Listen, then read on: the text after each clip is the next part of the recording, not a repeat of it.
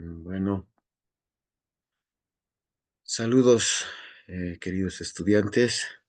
Hoy nos toca ver la parte de fiebre entérica y salmonelosis, ¿verdad? Bueno, la fiebre entérica también es conocida como la fiebre tifoidea. Son dos patologías causadas por un mismo germen, pero de diferente magnitud. Se considera una fiebre tifoidea un poco más grave, una enfermedad más grave, más seria. Y la salmonelosis, bueno, son enfermedades que están destinadas más o menos a la gastroenteritis y tienen un curso más leve y autolimitadas. La diferencia es en las cepas que pueden producir este tipo de enfermedades. Bueno, ahí tienen las competencias que ustedes tienen que desarrollar. Y lo más importante es que sepan que para poder este, razonar, para poder diagnosticar, para ver la clínica y hacer un buen tratamiento, es necesario tener conocimientos. Entonces, esta es la parte importante. De todas maneras, no está de más recordarles que ustedes tienen que estudiar porque las preguntas van a salir del libro, de los capítulos del libro. Entonces, es importante que ustedes tomen este dato y lean siempre, ¿ya? Esta patología es muy difícil, en cierta manera, porque a veces se suele confundir ambos y el problema radica en el tratamiento.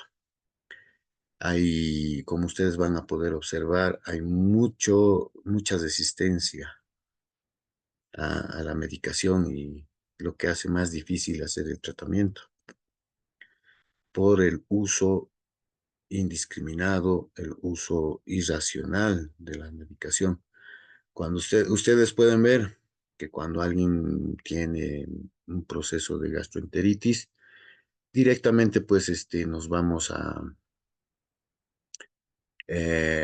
uso de antibióticos. Entonces la gente va y han hecho abuso de las quinolonas, por ejemplo. Entonces, eso está mal, realmente, porque después nos deja sin armamento terapéutico, ¿ya? Bueno, los serotipos de salmonelas más comunes, porque hay un montón, es las salmonelas tíficas y las salmonelas no tíficas. Ahí podríamos dividirlas. Las tíficas son aquellas que van a producir la fiebre tifoidea o la fiebre entérica, ¿no? Ahí está la salmonela tifi, la paratifi A, paratifi B, paratifi C, que hacen una fiebre paratifoidea, casi con la misma clínica también. Y las salmonelosis notíficas que pueden producir cierto malestar, una gastroenteritis, como la Salmonella enteritidis, Choleraceus, Typhimurium y Newport, ¿no? Entonces, el término salmonella incluye infecciones producidas por microorganismos del género Salmonella.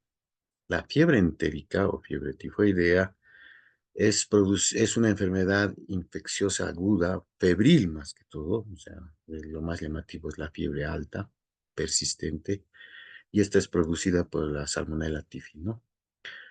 Tiene la característica de ser una enfermedad de curso prolongado y puede tener complicaciones graves. Bueno, como ustedes pueden observar, en el mundo hay millones que se presentan y incluso el 1% de esta cantidad pues le puede llegar a la muerte, ¿no? Es necesario tener un contacto directo o indirecto con la persona infectada para contraer esta enfermedad. La transmisión es por los alimentos, especialmente por agua contaminada por las heces humanas, ¿no? En la parte pediátrica, pues se observa más en edad escolar y adolescentes, ¿no? Entonces, se da por la mala higiene, por sistemas de servicio sanitario deficiente y predominan más que todo en países en vías de desarrollo como el nuestro. Otra característica de la fiebre entérica o fiebre tifoidea es la resistencia antimicrobiana, ¿no? Bueno, un periodo de incubación de 4 a 14 días, pues, es un promedio o puede ir de 3 a 60 días. La gastroenteritis es de 6 a 48 horas y la fiebre intestinal de 3 a 60 días. Ya. Entonces, el ingreso de estos microorganismos es a través por la vía oral.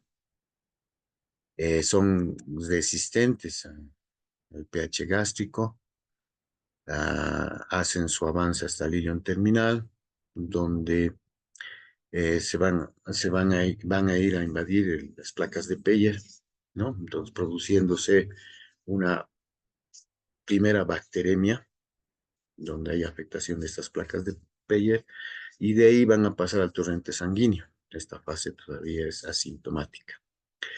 Ya en la bacteremia secundaria, pues las bacterias van a diseminarse, van a invadir el sistema retículo endotelial y marca el final de la incubación y el inicio de los síntomas clínicos, ¿no?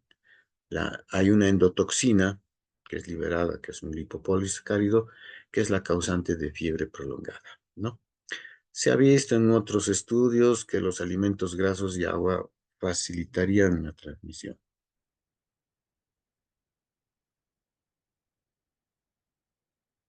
¿no? Bueno, hablando dentro de las manifestaciones clínicas, pues es muy variado. En recién nacidos, pues en la madre embarazada puede producir aborto y partos prematuros. La transmisión puede ser vertical y el desarrollo de la clínica puede producirse al tercer día de vida del recién nacido. Puede haber diarrea, distensión abdominal, fiebre de 40 grados y convulsiones. También llama la atención la presencia de hepatomegalia e ictericia. ¿Cómo hacemos esta relación?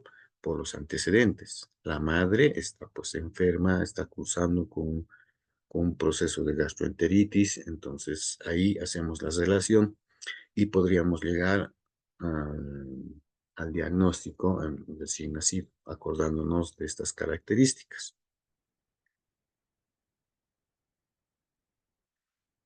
Eh, en los lactantes, es raro, pero puede presentarse, ¿no? Y generalmente puede presentarse con una clínica de sepsis. El diagnóstico es sumamente difícil, ¿no? Ya que pueden ocasionar eh, eh, diferentes enfermedades, ¿no? Puede ser que actúa como una gastroenteritis o puede ser como una infección de vías respiratorias, neumonía, laringitis, bronquitis, entonces es realmente de difícil diagnóstico.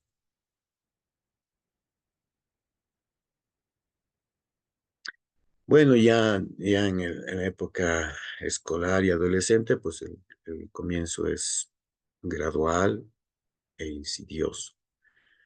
Lo que más llama la atención es la fiebre elevada, ¿no?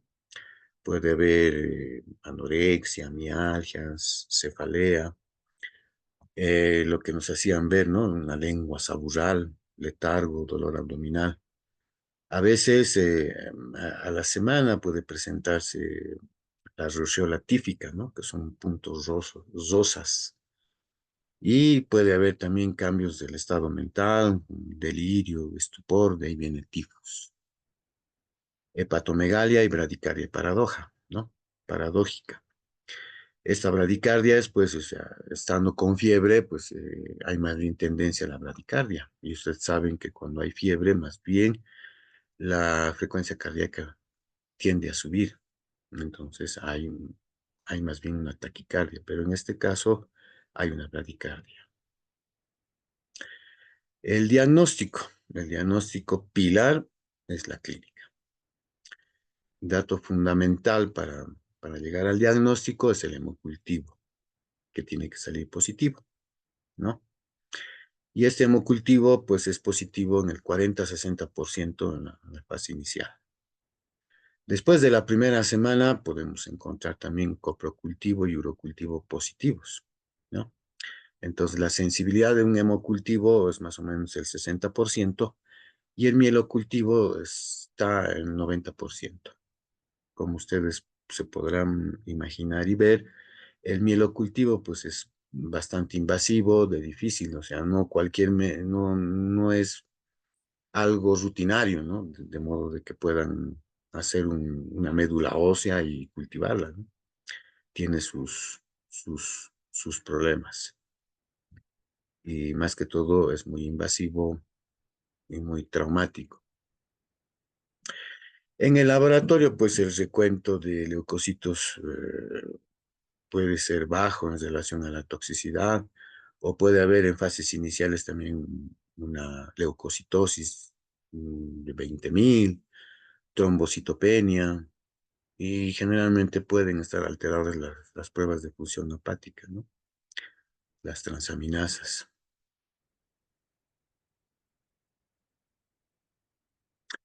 Bueno, las de acción de Vidal son las aglutininas que aparecen entre el tercer o sea, desde tercera y cuarta semana de la enfermedad.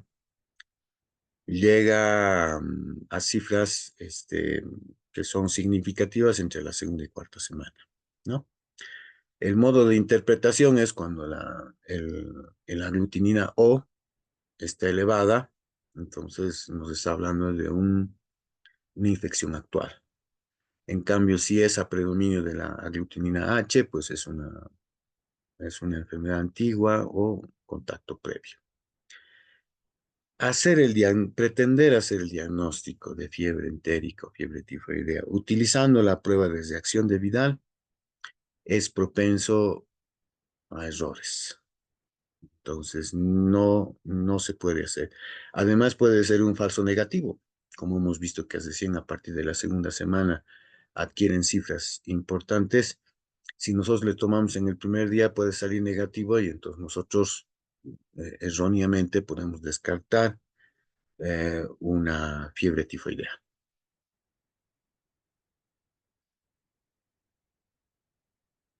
¿no? Ahora, el tratamiento son medidas generales, dieta, lavado de manos, aislamiento, y también se puede utilizar vacunas, ¿no? Las vacunas generalmente las utilizan en países desarrollados que, digamos, van a viajar a países en vías de desarrollo, donde el saneamiento, la higiene, todas esas cosas pueden ocasionar una mayor, es un riesgo para contraer infección. Bueno, como ustedes pueden ver, he recopilado unas tablas de tratamiento. Este es para fiebre entérica no complicada de la OMS, ¿no? Donde generalmente son estos medicamentos los que llegamos a utilizar.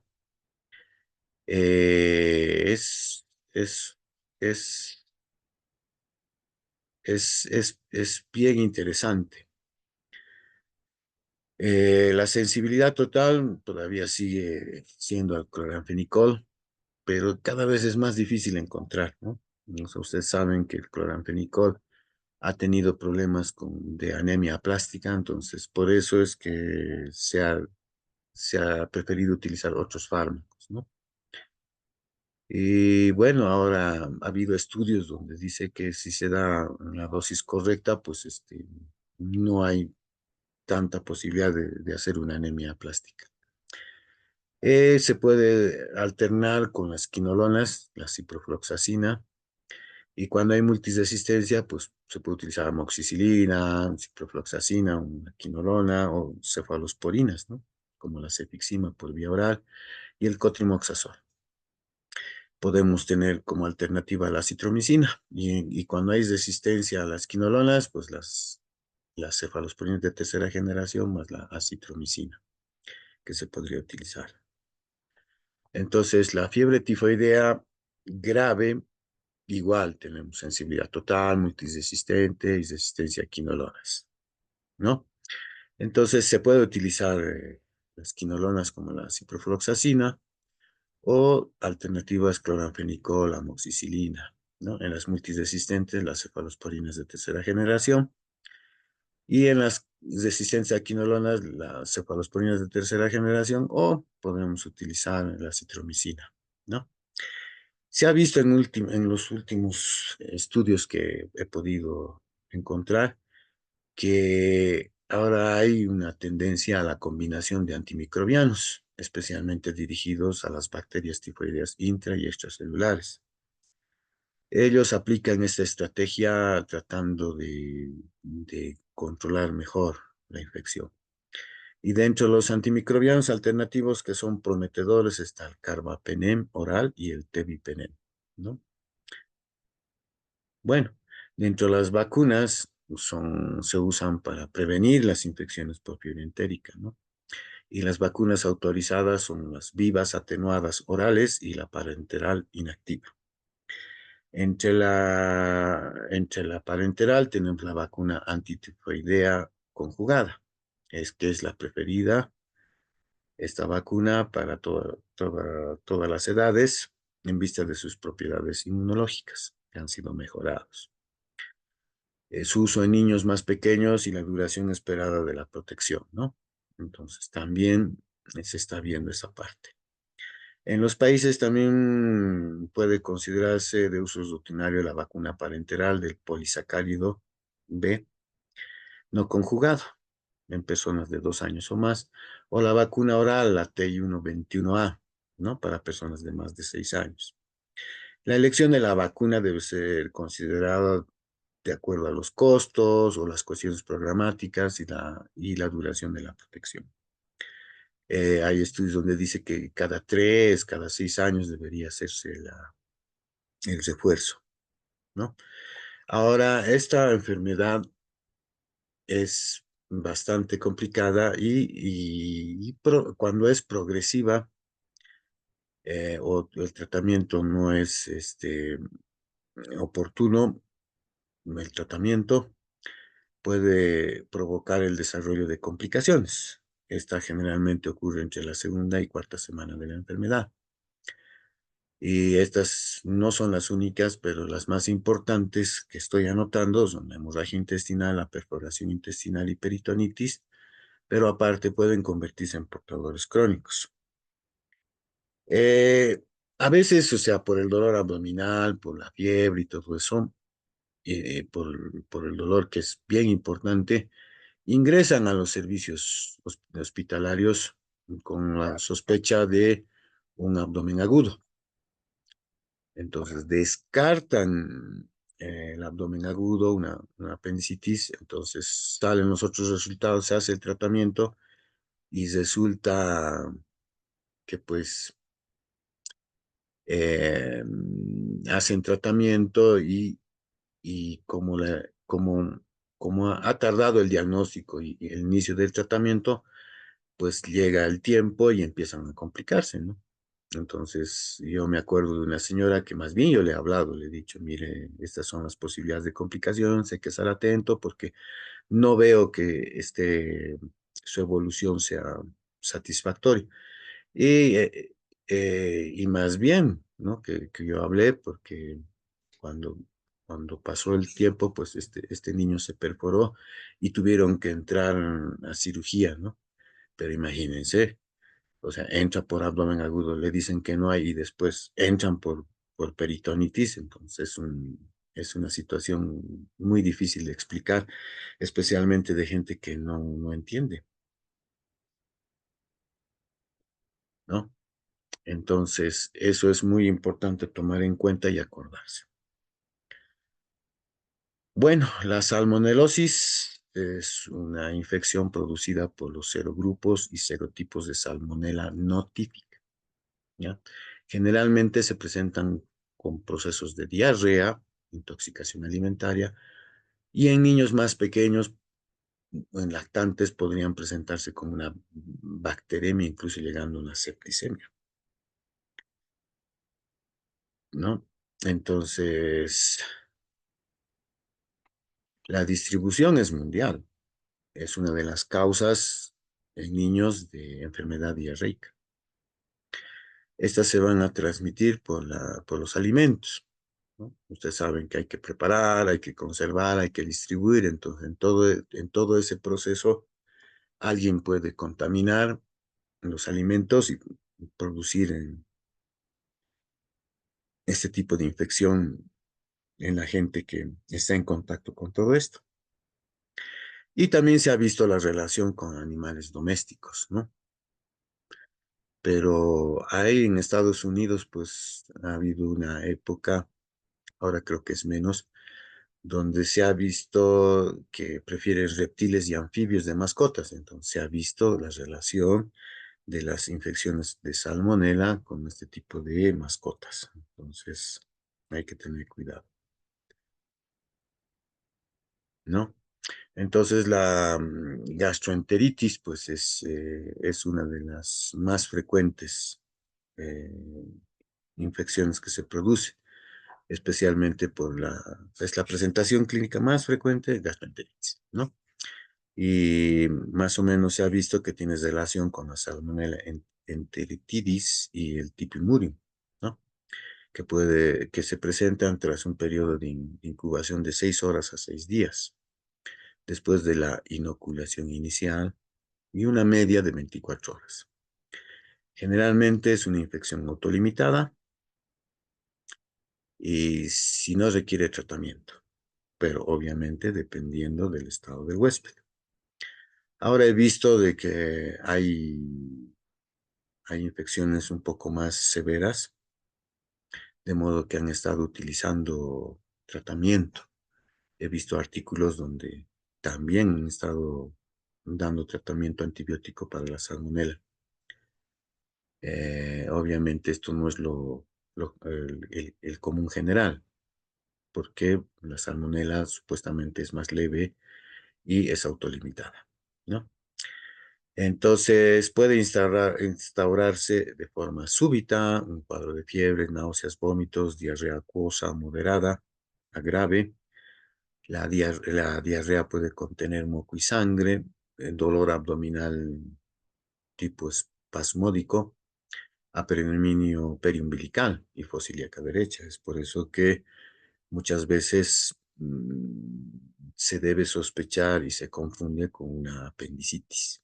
Entonces, se descarta esta situación, se hace el tratamiento y los niños recuperan. Magníficos.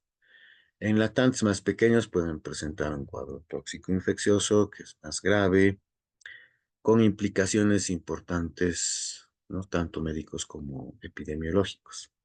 Eso es, o sea, hay que tener cuidado en los lactantes.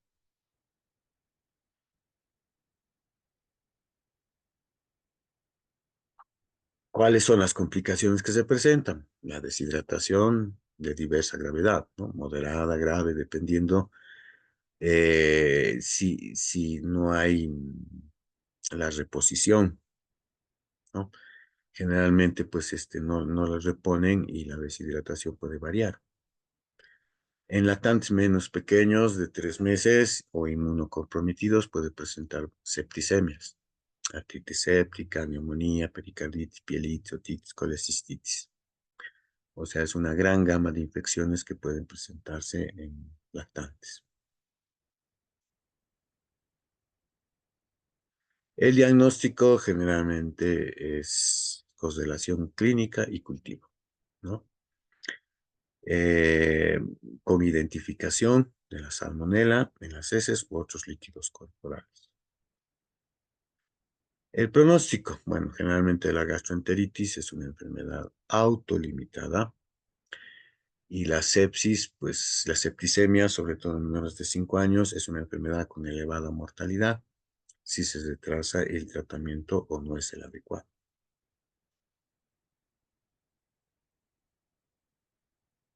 ¿no? En el tratamiento debemos tratar de corregir el estado hidroelectrolítico especialmente, ¿no? Y, y requieren solamente medidas generales. Si se puede mantener la alimentación, hay que mantenerlo de acuerdo a la tolerancia. Y en casos de septicemia, pues iniciar tratamiento a germen desconocido.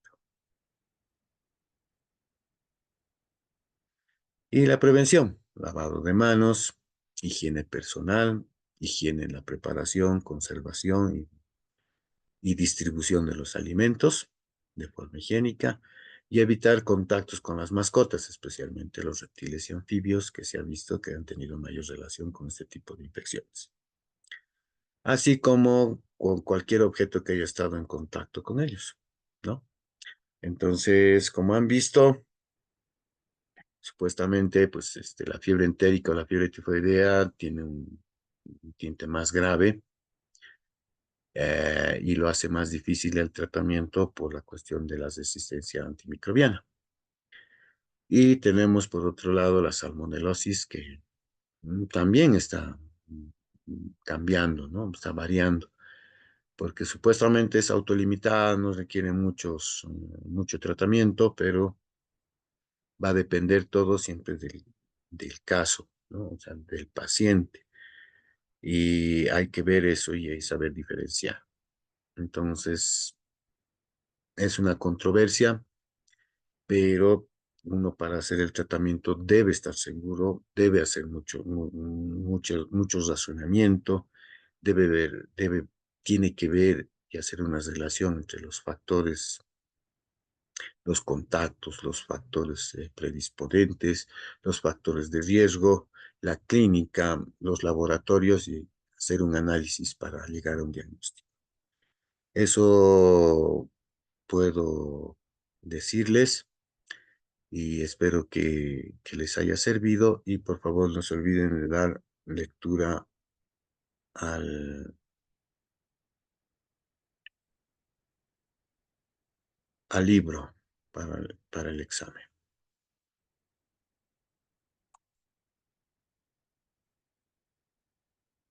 Muchas gracias.